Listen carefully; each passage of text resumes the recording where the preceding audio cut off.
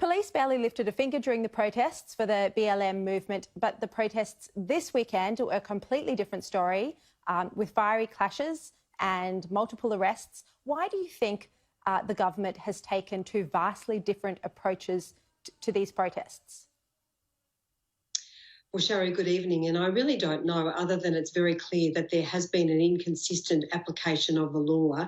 Back on the 6th of June, of course, there were no arrests. There was a few people fined, the organisers, and no one else was fined. And there were, of course, some 10,000 people who attended that protest. And, of course, it was a very different scene that we saw in Melbourne yesterday. And I think even the Victorian Bar Association has raised deep concerns about the inconsistent application of the law, including in relation to the pregnant woman who made that Facebook post. Well, yes, let's talk about this woman. I mean, the arrest of a pregnant woman on incitement charges for posting details of a protest she was planning on Facebook, but not actually attending it. The footage has obviously gone right around the world, and it is so distressing to watch because she offers to delete the post. She says she's got an ultrasound in an hour. Her kids are there watching her get arrested. The police are seizing her electronic devices. Was this heavy-handed action necessary? Well, it may well have been that the law has been broken, Sharri, but I have called on the Police Minister, Lisa Neville, to explain to all Victorians why there has been such an inconsistent application of the law. Of course, back in June, unlike New South Wales, the Victorian government made no effort to go to the Supreme Court and seek an injunction so that the Black Lives protest would not go ahead. And like you, I don't think anyone should be protesting for any reason. It is simply too much of a health risk. And so I obviously agree with the premise that protests should not go ahead. But Victorians have got to have confidence in the consistent application of the law, and that clearly has not happened. What was your response to the Premier's roadmap out of this lockdown today?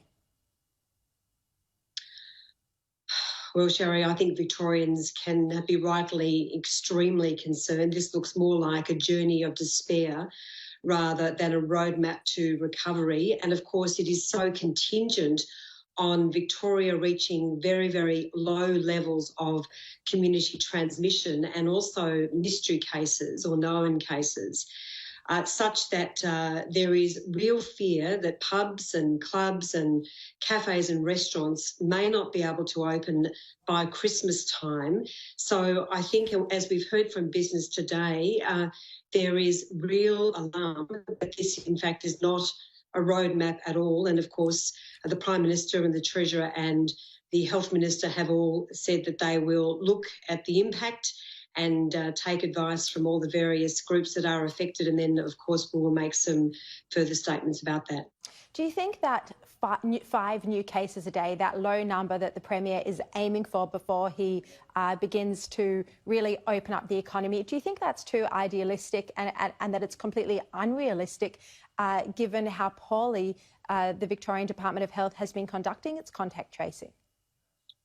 Well, it does appear to be quite arbitrary, and particularly for regional Victoria, which I represent as a regional senator.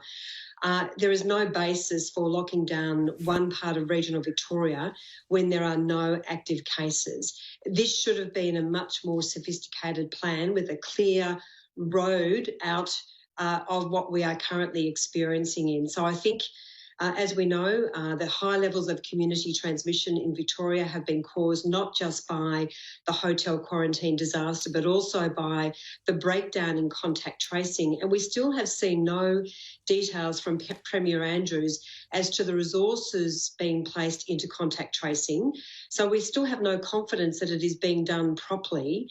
And of course, even something that I called for many weeks ago now, Sharri, and that is the implementation of public health teams right across Victoria, like is the case in New South Wales and also Queensland and the other large states. That hasn't happened either. So there doesn't seem to be any sense of confidence amongst Victorians that the Victorian government has got this right, looking at the fact that contact tracing is not working. There are still many, many mystery cases, and that's deeply concerning. Yeah.